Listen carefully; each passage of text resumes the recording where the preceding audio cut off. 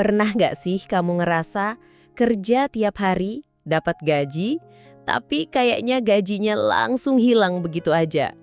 Belum sampai akhir bulan, dompet udah tipis dan rekening udah kosong. Rasanya capek, tapi nggak tahu uang itu sebenarnya lari kemana. Nah, kalau kamu pernah ada di fase itu, percaya deh, kamu nggak sendirian. Banyak banget orang yang ngalamin hal yang sama. Dan akar masalahnya cuma satu, nggak punya tujuan finansial yang jelas. Teman-teman, tujuan finansial itu ibarat kompas.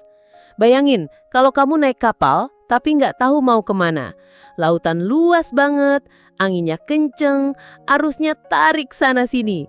Tanpa tujuan, kapalmu cuma muter-muter, buang energi, buang waktu, tapi nggak pernah nyampe ke daratan yang aman. Sama kayak hidup kita tanpa tujuan finansial. Tujuan finansial bikin hidup kita lebih terarah. Ketika kamu punya target, misalnya mau punya rumah, mau bebas dari utang, atau mau pensiun tenang, kamu jadi punya alasan untuk menahan diri, untuk lebih bijak dalam ngatur uang.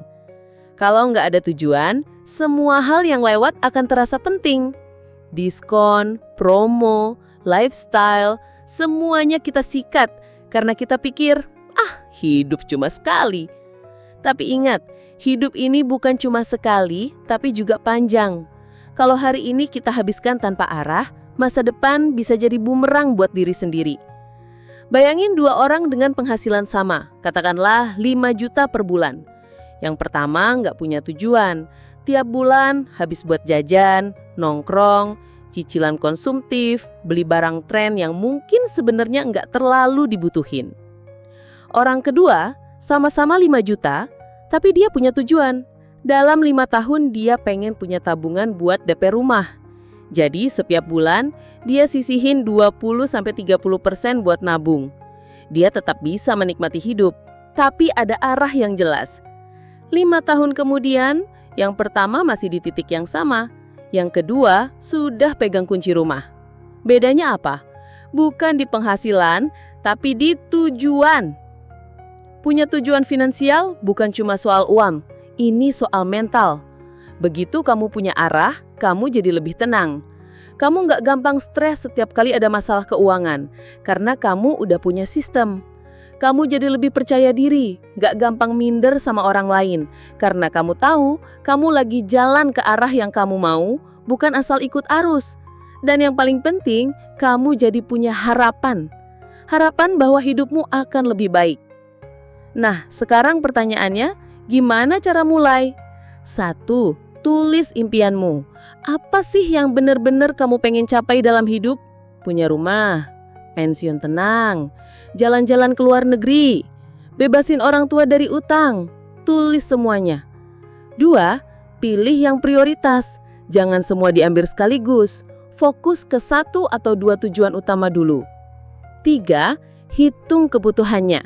Misalnya, kalau kamu mau punya DP rumah 100 juta dalam 5 tahun, berarti tiap tahun kamu butuh 20 juta. Bagi per bulan, sekitar 1,7 juta. Nah, dari sini kamu bisa nyusun strategi. 4. Disiplin. Ini bagian paling berat tapi juga paling penting. Kamu harus lebih kuat dari godaan diskon, dari gengsi, dari keinginan untuk tampil. Ingat, tujuanmu lebih berharga. 5. Evaluasi. Setiap beberapa bulan, cek lagi. Apakah masih on track? Kalau meleset, jangan nyerah. Sesuaikan dan terus maju. Teman-teman, ingat ya, hidup itu bukan cuma tentang hari ini, tapi juga tentang masa depan. Jangan sampai kita capek kerja bertahun-tahun, tapi akhirnya nggak punya apa-apa hanya karena kita nggak punya tujuan yang jelas. Mulai sekarang tanyain ke diri sendiri, aku mau kemana? Karena tanpa tujuan, kamu hanya akan jadi penonton. Tapi dengan tujuan, kamu bisa jadi sutradara yang menulis jalan cerita hidupmu sendiri. Jadi mulai tulis tujuan finansialmu hari ini. Kecil nggak masalah, yang penting kamu mulai. Karena masa depan nggak akan berubah kalau kita nggak mulai bergerak dari sekarang. Nah, kalau video ini bikin kamu mikir ulang soal keuanganmu, jangan lupa like, share, dan subscribe channel ini biar kita sama-sama belajar jadi lebih bijak secara finansial. Sampai jumpa di video selanjutnya.